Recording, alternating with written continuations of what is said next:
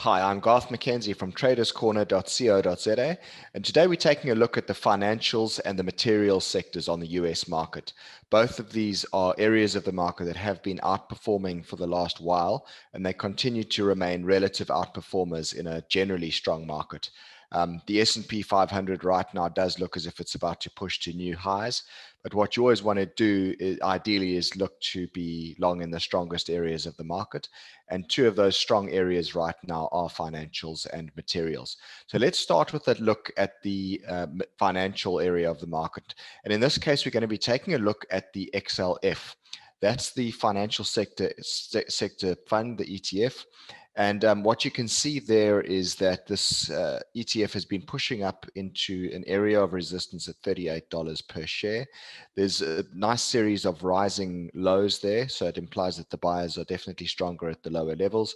And what you typically see with an ascending triangle structure like what we're seeing here is a break to the upside. So what that would imply is a potential break above $38 here, and that would be a bullish break, and that would point to further new highs for this ETF, probably head up towards $40 or there and thereabouts as a short-term target. Let's then take a look at the hourly chart of this financial sector ETF, and just zooms in on the trading activity more closely.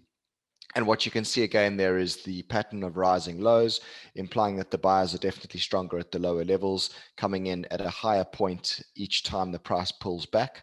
And there you can see the significance of that $38 resistance area.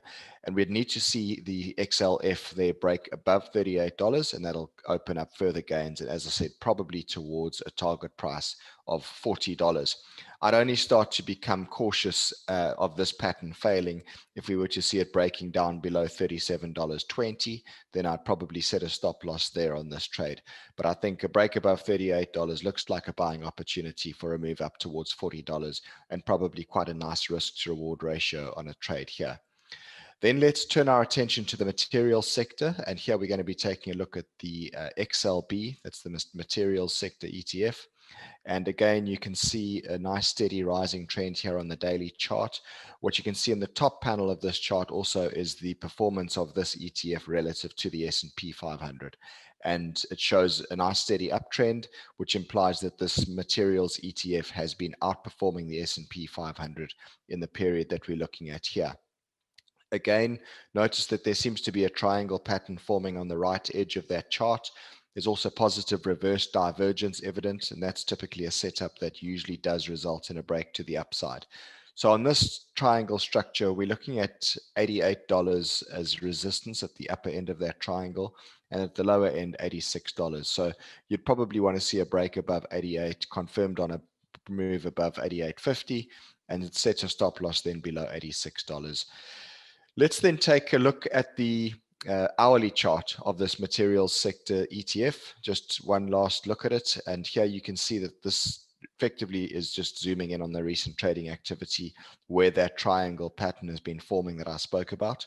Again, notice the pattern of higher lows, and you can see interim resistance there is at $87.50. If a price were to break above that, that would be initially bullish, but ultimately we really want to see it breaking out above $88 and $88.50. And if it were to break out to the top through that $88.50 area, then that validates that triangle continuation pattern, and it points to further gains. And we'd probably be looking there for a move up about $4 to $5 higher. So maybe looking at about $92 to $93 as a potential short-term target based on the height of that triangle structure projected upwards.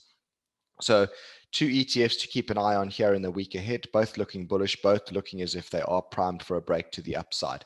So keep an eye on those. That's all I've got for you this week. I'll be back again next week with another look at some more market analysis.